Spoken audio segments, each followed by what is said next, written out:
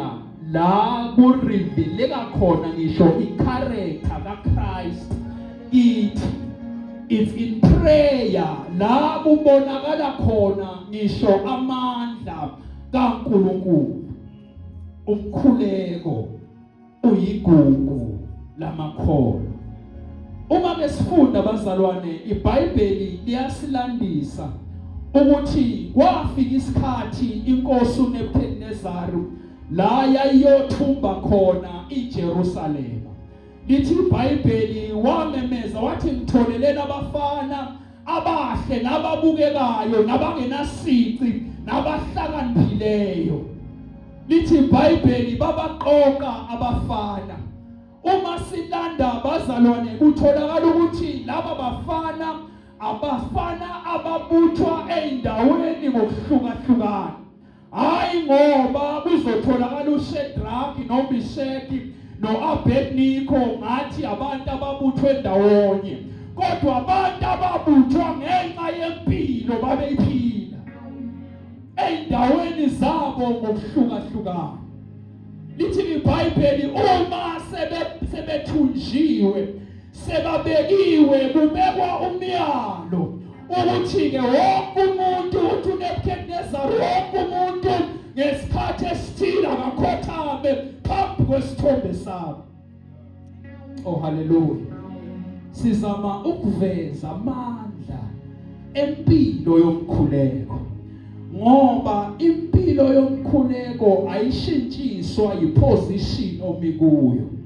Ukuthi le position oyithola usumi kuyo iposition ecindezelayo akusho ukuthi impilo yakho yomkhuleko must change. Oh haleluya.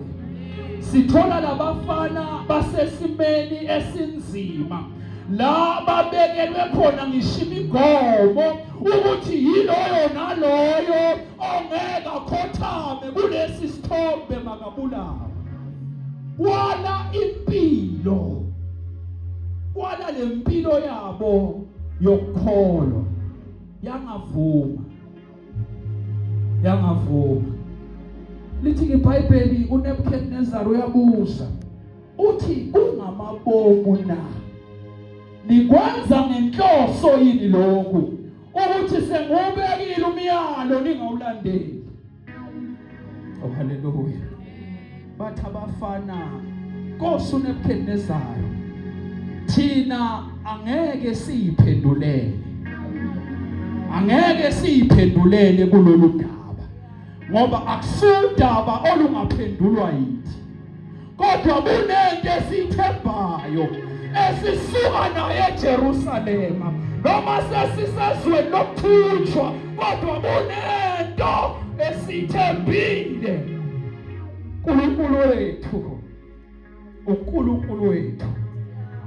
uNkulunkulu wethu uyo ozosiphendulela. The position bebekuyo bengavumi, kodwa babethembe uNkulunkulu wabo. uNkulunkulu wethu ozakusiphendulela kulolu daba. uNkulunkulu wethu ukhuluma impilo yabo. Indaba ilapho nje bazalwane, impilo yokukholwa lempilo yokuthandazo yiyo that speaks for you mawuhlangabezana nezimo ezinzima. Oh haleluya. Oh haleluya. Lithi iBhayibheli mabesaphikisana uNebukadnezar ukhipha umyalelo uthi ababanjwe bafakwe emlilweni.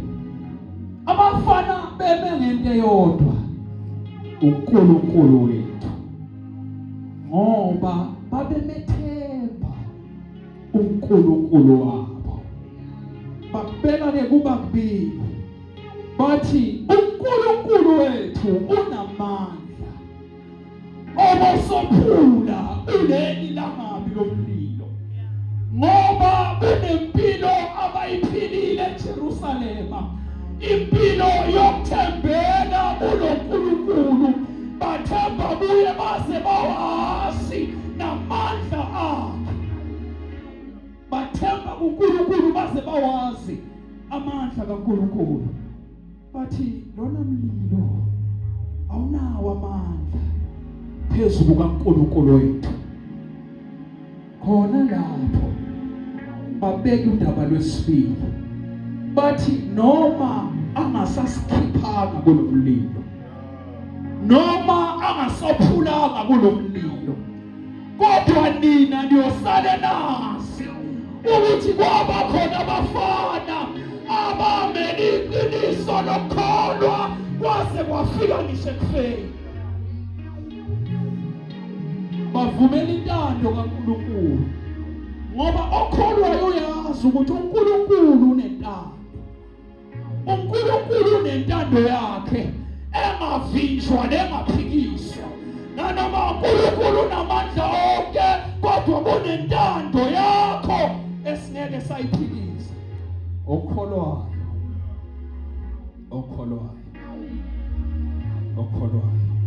uyazi ukuthi uNkulunkulu unamandla kodwa uNkulunkulu kunentando yakhe. Lithi iBhayibheli bazalwane, babanjwa abafana bafakwa esithandweni somlilo ophindaphindwe kasikhombisa, okufike kube isimanga. Laba abababambile kutholakala bayasha, kodwa laba abafakwayo kutholakala bayangena bashi. Yini indaba bangashi? Impilo yabo yokukholwa, yokuthemba uNkulunkulu. Impilo sizokhuluma ngomkhuleko, impilo yokukhuleko.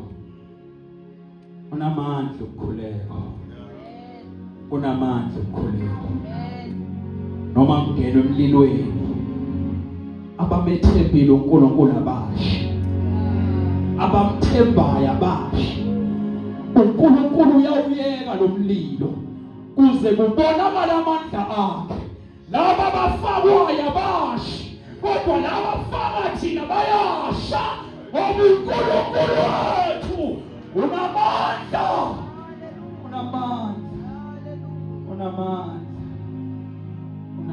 uNkulunkulu. Manje bazalwane, ithi indaba uyini umkhuleko? Umkhuleko, it's when we communicate with God. Oqala nje ila sikhuluma khona noNkulunkulu.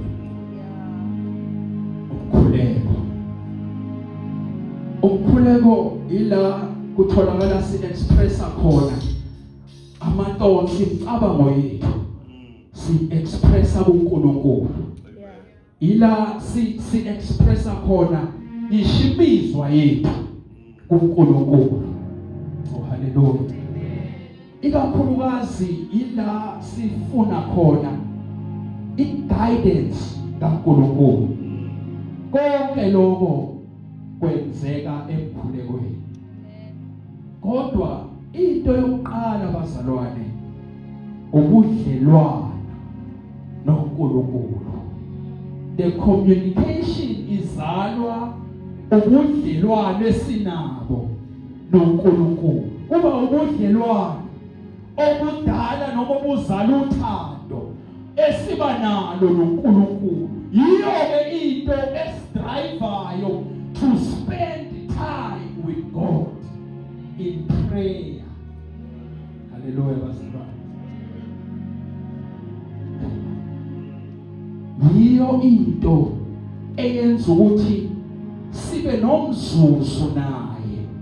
Esikhathini sethu siba nesikhathi noNkulunkulu ngenxa ye-relationship esinayo noNkulunkulu, edala nothando esinalo noNkulunkulu. Angeke ube kwi-relationship noNkulunkulu ungamthandi. Angeke wenze isikhathi noNkulunkulu ungamthandi. Oh haleluya. Uthando esinalo noNkulunkulu. Bese bazalwane, in prayer ila sibika khona konke sikubike kuNkulunkulu. ila sibika khona udaba lwethu silibika kuNkulunkulu ngeprayer siguqe ngamadolo sifuna ubuso bakhe bese siyabika udaba lwethu.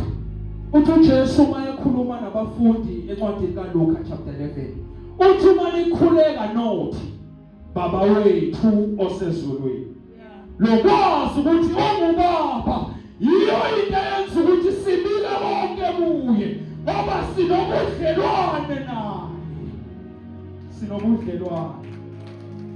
Sinobudlelwane ungubaba wethu.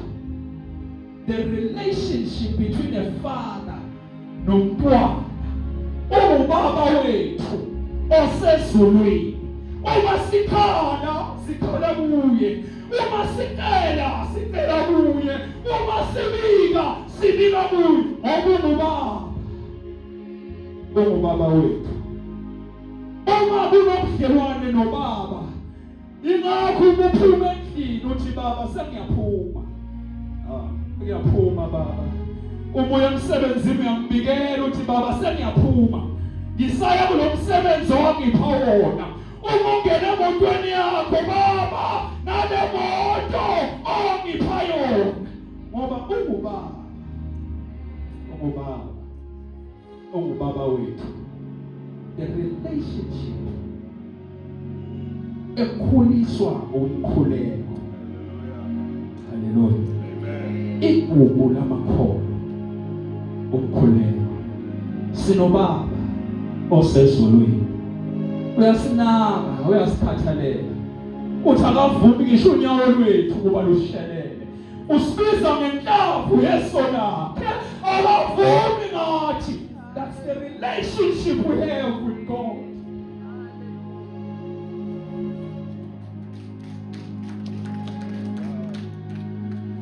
The relationship. Kungaba iphutha ukufuna izinto zikaNkulunkulu kodwa umukude naye. Kungaba iphutha ukulindela izinto kuNkulunkulu kodwa ungenabo ubudlelwane naye. Kanti ubudlelwano bese ufuna izinto zakhe. Thande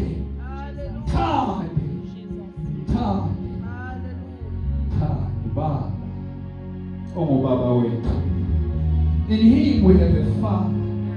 Sinobaba. Khuleke kubaba ekuseni, ukhuleke kuye emini, ukhuleke nantambama, ungaphathani ngoba ukhuluma nobaba. Baba wethu osezulwini. Ungubaba. Umthandazo bazalwane. It's personal. Umthandazo into yomuntu ngamunye. Akusiyo into yasesontweni. Esontweni sifika singabantu abanobudlelwane noNkulunkulu munye. Bese uma sihlangana sibiza ubaba wethu sonke. Ngoba sevela ama-results empilo, a prayerful life esiphile emakhaya.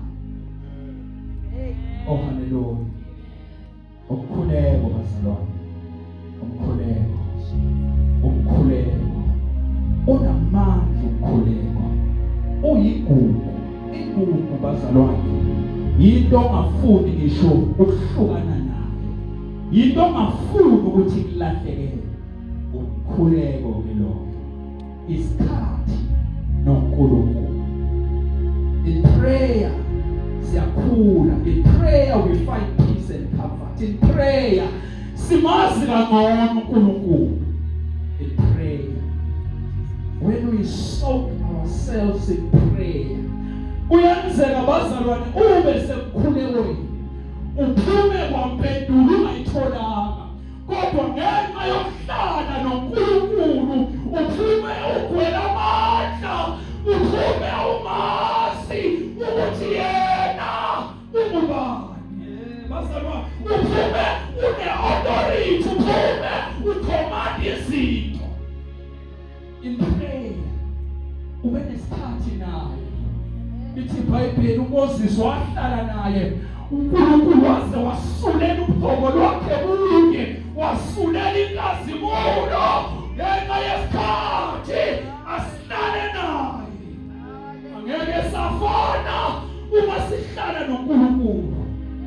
kuba nomehluko, kuba nomehluko, kuba nomehluko ukuhlala noNkulunkulu. Ubonakala ukhala, ezinye inyembezi akusizo ubuhlungu, kodwa inyembezi zokumazi, inyembezi zokumazi ukuthi ubani uNkulunkulu. Lezo nyembezi ubonakala ukhala ukuthi I love you Lord, ngoba usabudlelwane noNkulunkulu. Usho lawo magama nje uthi Bongwana nakuthanda, I love you. Ubudlelwane noNkulunkulu konke lokho it's in prayer. Usemkhulekweni, unamandla emkhulekweni, kukhona amandla atholakala emkhulekweni, akhona amandla atholakala emkhulekweni. And the relationship esikhanda noNkulunkulu bazalwane, iyona ezala ngisho ukukholwa, ngoba angeke umthembu umuntu unganabo ubudlelwane naye. So lo budlelwane buzala faith, ukukholwa, ngoba lo Nkulunkulu umbonile lo, bese uyamethemba, bese uhamba ngezwi lakhe. Izwi likaNkulunkulu linamandla, kodwa lifuna abazokholwa, abalikholwayo, abanobudlelwane naye, abanobudlelwane naye. Ukholwe ngisho kumnyama, ngoba umuntu womkhuleko. In prayer we find ourselves, we find our being, and in prayer that's where God resides. Bazalwane, uma sisemkhulekweni siphuma sine revelation yakhe, hayi into zakhe kuphela, kodwa i revelation yakhe ubani. We get to know him better in prayer. We get to experience amandla in prayer. Umkhuleko bazalwane, umkhuleko. Semthemba uNkulunkulu. Lithi iBhayibheli wathemba uNkulunkulu, isimo kubonakala sengathi ngeke silunge, watholakala emkhulekweni. Oh bazalwane, lithi iBhayibheli uEli uma embheka akaboni ukuthi wenzani, ubona owesifazane odakiwe, ngoba uHana in prayer noNkulunkulu amaziyo, uNkulunkulu amaziyo. And it's in the relationship la ukwazi ukutrade khona noNkulunkulu. Uthi uNkulunkulu manje ungamnika le ndodana, ngoba le ndodana iyova lihlazo la, kodwa ungamnika ngiyibuyisela kuwe. It's a prayer. Uthi baba, uma abantu abangaphasi esikolweni, ngiyokhoza usamkhulekweni, awubusho kumnandi, awubusho konke ku-right in prayer. Uthi baba, ngempilo yey'ngane zami ngiyazinikela kuwe, uNkulunkulu abonakala emkhulekweni, emkhulekweni. Kutholakala uJobe elahlekelwe yiyo yonke into, kodwa ngenxa yobudlelwane bokumazi, uthi ngiyamazi umhlemo wami. Uyaphinda uJobe salumthuka ufe, uthi no, ngiyamazi. Before ngiba nezinto ngamazi, before zize ilahleka ngiyamazi, noma zingasekho kodwa salumile umhleli wami. Ngiyamazi. Impilo yomkhuleko, impilo yokholwa. Oh haleluya. Lithi iBhayibheli noAbraham wenza njalo, engumhlobo kaNkulunkulu. They had a relationship with God. Kwathi noma uNkulunkulu esemphinde indodana, wathi nikela ngayo. Azama umdabazo uAbraham, ngoba wayekholwa uNkulunkulu, wakhuphuka naye, wathi sayokhuleka siyabuya. Ukukholwa okuzalwa ubudlelwane bokumazi. Oh hallelujah. Konke lokho bazalwane kusemkhulekweni. Isikhathi esisichitha noNkulunkulu. Leso sikhathi bazalwane isikhathi osikhetha wena. Hayi isikhathi esikusalele. Isikhathi osenzayo wena. Intentionally so uyasenza for uNkulunkulu. Uzobonakala uNkulunkulu. Uzobonakala uNkulunkulu. Uyebo kwakho unabo kwakhe. Uzovela uNkulunkulu. Amandla okukhuleka. Unamandla okukhuleka bazalwane. Unamandla okukhuleka. Uma sikhuleka kuNkulunkulu simqonde ukuthi ukuba ukhuleka ukuthi baba yenza intando yakho. Uyenza intando yakho hlale kimi. Nami ngihlale kuwe. Uthi ohlala kimi nami ngihlala kuye. Ovuma ukuhlala kimi nami ngihlala kuye. Ovuma ukwenzela mina nami ngenzela yena. Ovuma ukunaka mina nami nginaka yena. Ubudlelwane noNkulunkulu. Ubudlelwane kulabo who sow themselves in prayer. Umuntu omthandazo bazalwane okanye isibindi. Enye yezinto esiyithola emkhulekweni. Isibindi to command things noma ubone ukuthi kuyabheda. Kodwa ngenxa yokuhlala noNkulunkulu uphuma ne-revelation ehlukile ngaye. Oh hallelujah. In prayer. Asibeli labo bazalwane abazohlala emkhulekweni. Umkhuleko is an investment. It's a lifetime investment. Umkhuleko noma ukhuleka namuhla uyokusebenzela after 5 years. And uma sawusebenzela uyokhumbula kahle ukuthi yena umkhuleko. Yilomkhuleko wami. Yilomkhuleko ngoba uya-investa in prayer. Uya-investa. Ukhuleke kuNkulunkulu ingane ina 1 month. Ukhuleke ukuthi Nkosi lo bazalwane. Lo ngisho lona mina. Uyokhonza uyoba ingceku yakho lo. Ukhuleke usenzele ngoba you are investing in prayer. Ukhombe site ungenayo nemali yokwakha. Uyikhombe ngokukhona. Usho ukuthi indlu yami le. Ngoba you are investing. Prayer is an investment. Siyabeka ngomkhuleko. Siyabeka. Nkosi noma ungasaphendulanga namuhla, kodwa ngiyakholwa ukuthi indlebe yakho iyezwa. Yiso nje isibindi esiba naso leso ukuthi uma sengibeka udaba lwami kuyo uzwile.